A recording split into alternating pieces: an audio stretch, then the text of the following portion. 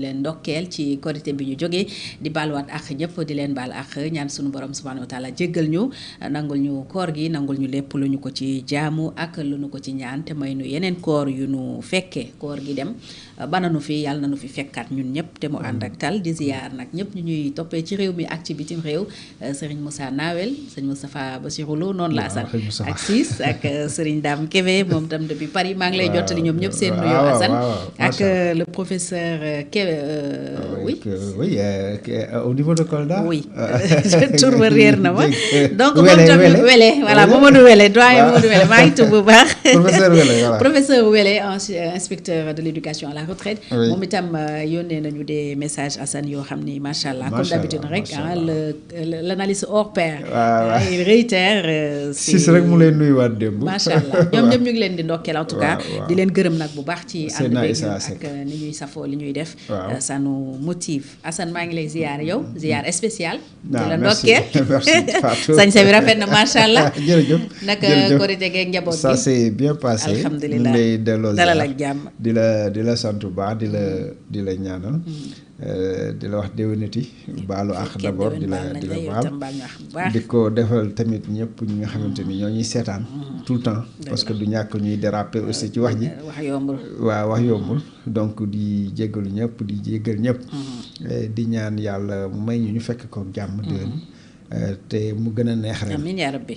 waaw yàlla defal ñu jàmm ci réew mi xéwal yokk ak man gi waaw ak sutura sutura si mooy ñëpp waaw macha allah waaw merci jërëjëf Assane jërëjëf di ziar Khalil moom itam di ko baalu ak di ko ndokkeel ci korité bi ñu jógee di yeesal aussi nag suñu ngërëm Assane ci suñu internautes yëpp sans exception ku ci mel ni soxna Maada Ba ak suñu super fan moom itam Ibrahima Pleya ñoom ñëpp ñu ngi leen di ziar Assane ñu dugg ci actualité bi peut-être des ci korité bi ak kàddu yi ci jóg y a eu beaucoup de sermons y a eu aussi des discours notamment bu njiitu réew mi discours fédérateur premier ministre tam demoon Ziguinchor julli ji ni mu ko waxee ci ay mbokki boppam moom itam yëkkati ay kàddu globalement lan nga jàpp ci kàddu yi jóg ak korité bi ak actes yi ñu ci posé parce que y a eu des actes waaw jërëjëf Fatou je crois que boo ñu xoolee tradition yi rek la ñu respecté maanaam na mu daan demee la demee donc su amee da di occasion bisu iid la bisu iid bu yàlla fonk parce que feetu korité dafa fekk bokk ci feeti jullit yàlla fonk lool d'ailleurs pour rappel Baye Laye Seydina Limaamu amul woon appel bii ñuy feet nii defu ko woon si ginnaawam lañ ko def ci ginnaaw doom et Seydina Issa mais ñoom korité lañ fonk la woon laayee ni korité c'est-à-dire fu korité jotee foo man di ne ñëwal Yoof julli si waaw moo doon feet gi donc pour wan la rek importance su korité ci jullit et donc bu amee le chef de l'État comme ni ko président yëpp doon def day ñëw grande mosquée Senghor sax toll ne temps julliwul waaye day ñëw waaw xam nga ci affaire Moustapha Lo bee tax di ñëwatul biñ ko jéemee fital noonu waaw mais bu du woon loolu da daan ñëw sax toog ban julli ba pare mu waxtaan gis nga déjà ni mu foore mu waxtaan ak ñoom donc Diomaye def na ko dem na fa def na fa waxtaanu Diomaye boo ko seet parce que ci moom lay commencer un peu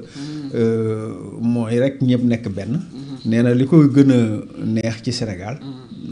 mooy ni ñu nekkee non seulement une nation parce que nation yombul mën nga yor état te amoo nation waaw loolu tamit nit ñi dañ koy fàtte bi mën nga yor état te doo yor nation beaucoup d'états yooyu gis ci monde bi du nation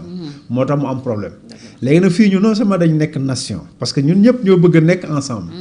ñun ku nekk si ñun bëgg si nekk fier na nekk sénégalais ba pare nag nee na solidarité bi suñu biir maanaam ñu ngi jàppalante fraternité bi fonkante te loolu nee na loolu moo ko ci gën a. Ça me rappelle une phrase dans une de mes leçons. ba ma nekkee CM2. Le désir ardent de vivre ensemble. Voilà. Cette leçon je l'avais tellement parcourisée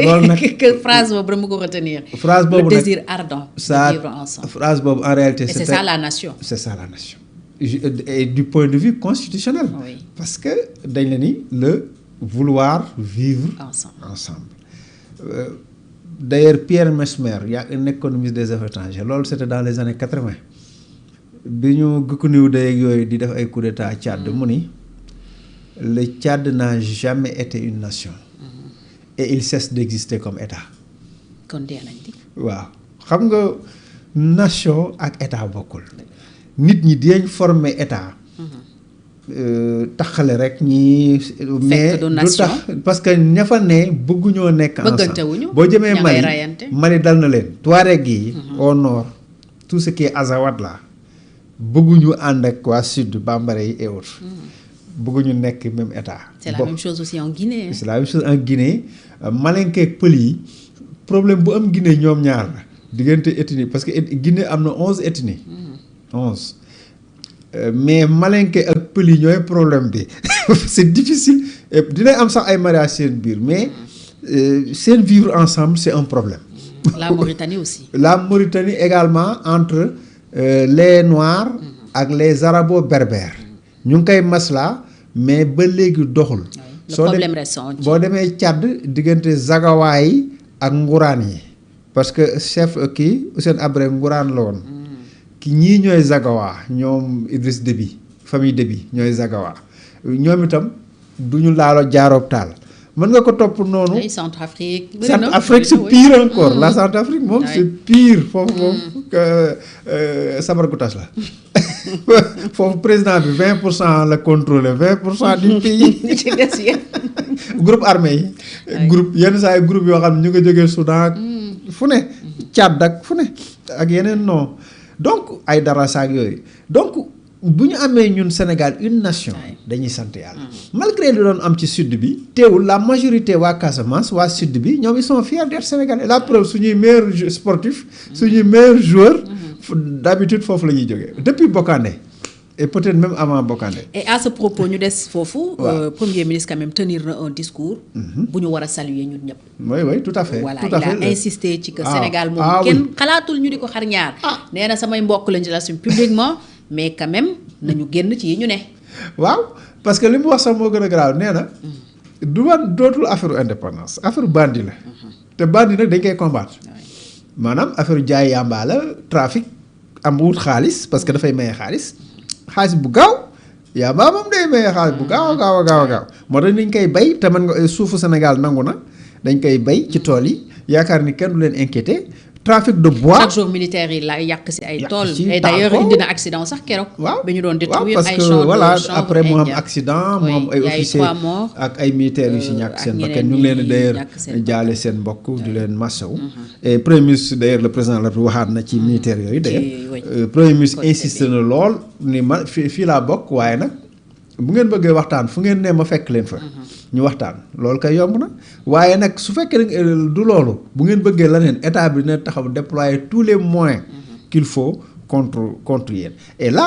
ñun discours boobu la ñu bëggoon dégg. dañ koy féliciter ci loolu ci discours boobu nga xam ni mooy discours responsable te ñëpp déggandoo ko nag parce que xam nga toll na temps bi fi Macky nekkee à un moment donné amatul. avec Kandé le général Kandé coow amatu fa parce que Kandé était clair Kandé nee na benn civil waxuma militaire mais benn civil bu ñu fi agressé je considère ça comme un acte de guerre et je réagis. dal seen kaw sévèrement Kandé était clair. bu ngeen fi defee benn geste casus belli la c'est un acte de guerre en conséquence dañuy armée bi day réagir boobu da nga fa dis coow gisoo fa coow. par la suite li fi xew fii ñu xaw a politiser tuuti mais du dem fenn rek la Diomaye defee erreur fenn ci Casamance mooy le plan. Diomaye il faut pas mettre Diomaye gis nga yooyu affaire Casamance ne rek le plan de paix pour la Casamance PAC bul wax Diomaye ak Sonko Demba ak Matar c'est trop complexe. ok lan lay indi comme non parce que personnalisation. parce que en fait le processus de paix dafa complexe boo xam ne ay nit ay góor ay jigéen dañ ci yàgg sonn yàgg ci liggéey yàgg ci sacrifier seen bopp xoolal Robert Sagna ainsi de suite boo ñëwee tudd Diomaye day mel ni lu fa amati Diomaye la comprendre nga c'est en fait c'est pas bien c'est pas bien yow bul personnaliser le plan pour la Casamance c'est un plan de paix beaucoup personnalisé di ko tuddee Diomaye ak Massamba yow daal fexeel ba jàmm am fa jàmm jooju boo neutraliser da ngay neutraliser le nom ba nga xam ni képp ku ci sonnoon di nga ci gis sa bopp bu ko defee nga sawar ci di ci sonno parce que am na levier yoo xam ne ñi ñaa ngi koy gis mooy levier yi ay waxtaan fii am na levier yoo xam ne mu ngi ci suuf kenn du ko gis ñiy dox jàmm ci suuf di ci dox ay pexe di ci def ay seeni stratégie te kenn du ko xam kenn du ci informé ñooñu ñu nga fa te ñooñu waruñu tayel du coup bul personnaliser. boo ne Diomaye ku Diomaye saful mu téye ci ay loxo. La preuve actuellement déjà problème bi kañ la commencé bi Diomaye ak Sonko amee problème c'est loolu li ma la wax ah. Il faut pas personnaliser le même si on était avant dans une situation de ni paix ni guerre. Bon loolu yàgg na ci ñun dañuy xiironte wax taxaw di xiironte loolu yàgg na on sait que bon voilà quoi des na tuuti ay poche Salif Sadio wala lieutenant Salif Sadio nangam la El Nord xaw ma lan bon on sait c'est compliqué mais xam nañ mais quand même kenn songul xam nga deuxième guerre mondiale France ak Allemagne avant ñuy songate def nañ loolu pendant des mois ñu ne ñu troupe yi taxaw fi ñuy xoolal. round d'observation. round boobu dafa yàgg. round boobu yàgg na de gars yi taxaw rek. kenn songul. waaw. di Léoto ñoom Jean-Paul Sartre ñoo décrire un peu la scène avec beaucoup d'humour Sartre bind na si boobu moom il était mobilisé aussi donc voilà donc yu mel noonu day am donc round d'observation gars yi di xoolante di kii xam nañ mais kenn songul mais actuellement pourquoi mu jëlaat benn dimension bi et pourquoi premier ministre bi sentir besoin ni da moom dafa war a désolidariser wu discours dafa war a leer xam nga Sonko moo fi dax kii noonu mais bi yoon son discours est clair et net et là c'est bien parce que aussi ñu ngi ko doon sax moom waxal yu bëri est-ce que moom bon il n'avait pas des ambitions cachées il n'avait pas un agenda caché musuma gëm donc il a bien fait de tenir ce discours musuma gëm théorie boobu que da doon am ay accointance avec ay mouvement non musuma gëm loolu moi je crois que Casamance dans une situation bu complexe c'est très difficile bu guerre yàggee àgg foofu el yi sax bokkul parce que déjà ñoom seen biir jubawuñu boo demee el sud el nord jubawuñu ñoom Salif Sadio ak ñoom Elinkine Diatta góor bi Elinkine ak ñoom ku nekk ak sa langue d'ailleurs duñu sax communiquer entre eux donc y a des difficultés dañuy wujjee à la limite soo waxee kii ñële dóor ne ñun tam ñu ngi fii voilà c'est comme ça qu'il fonctionne voilà donc du coup amul accointance c'est-à-dire que c'est juste que doomu Casamance la il marche sur des œufs lu mu wax c'est interprété lu mu def c'est interprété de part et d'autre la preuve am na fi d'ailleurs un chef MFDC mujj nañ ko jàpp sax dama fàtte tur wi góor googu sorti Sonko yi d'accord aussi defoon na publiquement une déclaration wane ni ngeen di defee approche yi baaxul parce que da ngeen di dem wax ak ñi bàyyi ñii parce que toujours boo waxee Massamba rek ma dem ba mer donc tu vois parce que dañuy wujjee donc c'est compliqué ni mu waxee noonu la je crois que c'est clair c'est une fermeté aussi defuñu ko pour xupp wala pour quoi que ce soit mais ñi nga xam ne ñooy minorité bi am ay idées que dañu war a jël arme alors ñooñu aussi véritablement je crois que buñ leen mënul convaincre que du noonu il faut que ñu défendre l'intégrité de l'État c'est aussi simple que ça loolu le premier ministre bëgg a wax c'est-à-dire que bu ñu nee ba sës l'intégrité de l'État duñ ci discuter. Aucun centimètre de l'État ne sera cédé du preuve, territoire. Le premier militaire bi gaañu le premier militaire c'est un fils de la Casamance ki nga gaañu ci événement yu mujj yi c'est un certain Sonko. Oui. c'est un fils de la Casamance. Gis nga le paradoxe. Parce que l'armée il y a partout les Joola des officiers supérieurs et des chefs dégg nga et qui prennent leurs responsabilités donc lu ñu war mooy toog waxtaan voilà lu ñu def bi jigul kenn lu ñu def la leen rek erreur xeex bi jigul kenn waaw nañu toog di waxtaan di régler les problèmes problème yi bari na ay façon waaw et bii moom sax dafa yàgg nag vraiment dafa doy mooy la rébellion bi gën a yàgg je crois 81 ça c'est dur bi Senghor demee rek bi Senghor moom tànk mu ngi fi woon loo mën a waxal Senghor moom moom jeune moo ko moom Senghor dafa am jeune boppam waaw tant que mu ngi fi woon déggoo rébellion waaw parce que les fils de la Casamance là ba ci ñoom Assane Seck ñooñu ñëpp ñu ngi woon ci wetu Senghor ak de haut cadre Joola nga xam ni ñu ngi woon ci wetu Senghor di liggéey Senghor avait fait un maillage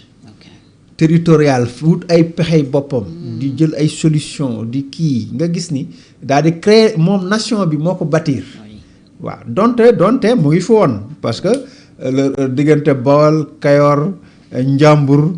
Siin Saalum yooyu yëpp dafa amoon benn lien déjà bu amoon waaye nag Senghor dafa ñëw xool nu mu koy formaliser nu mu koy renforcer ba kenn du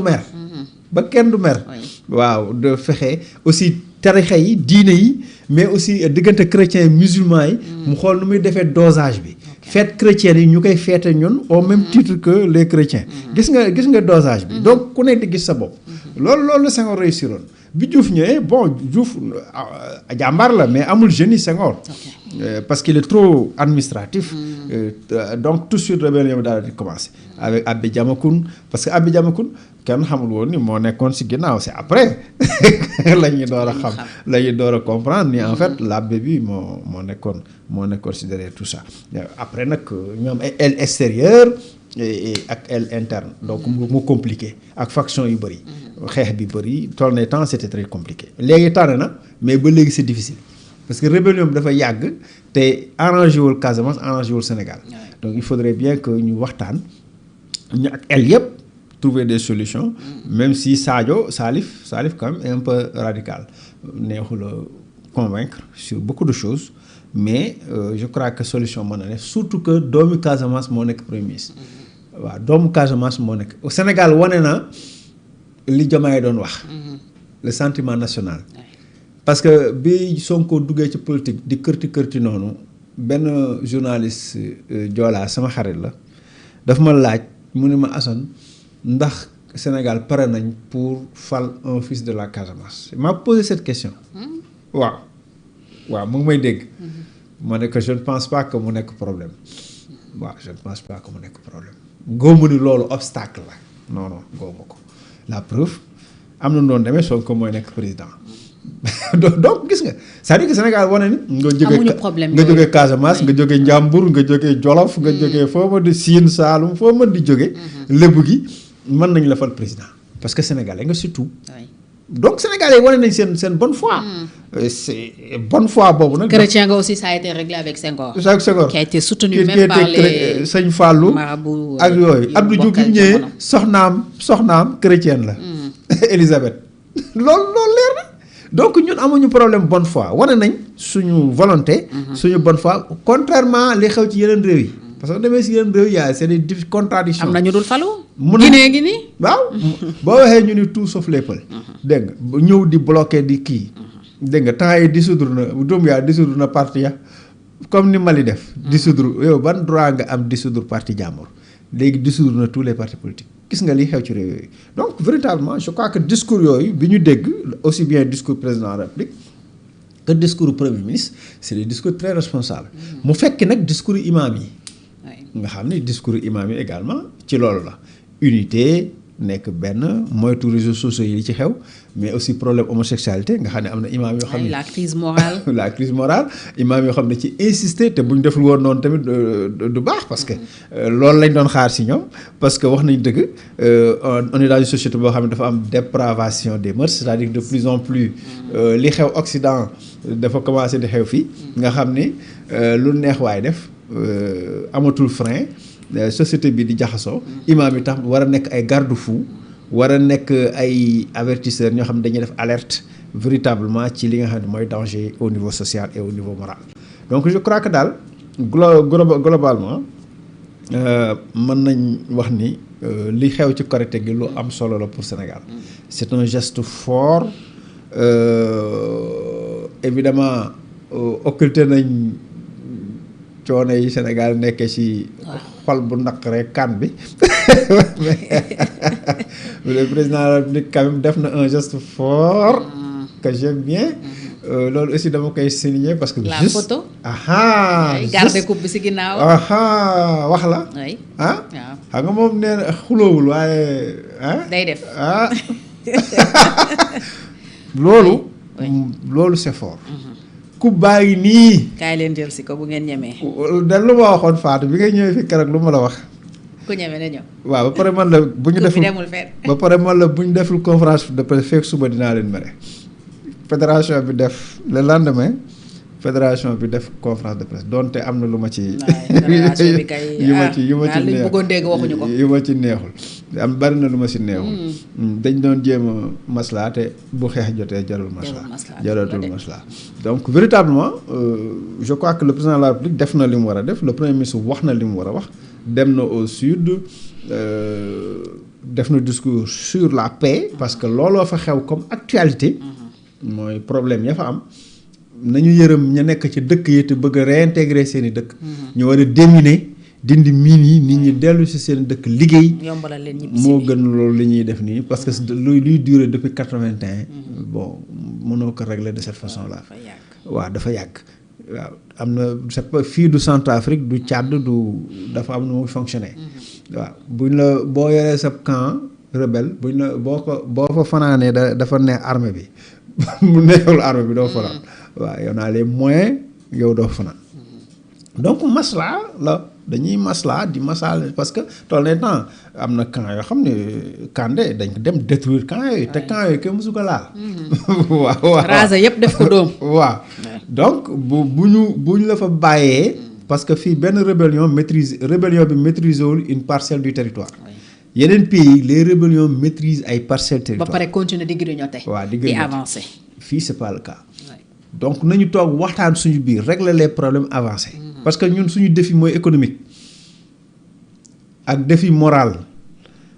ni ñuy def pour yar suñuy doom teg leen ci yoon teg leen ci diini teg leen ci lu baax teg leen ci suñuy valeur mais aussi ni ñuy def pour nekk pour Sénégalais bu nekk ci sa poche nga am loo lu ci nekk pour nga mën di dund correctement bañ a stressé yenn stressé yi loolu mooy suñuy défi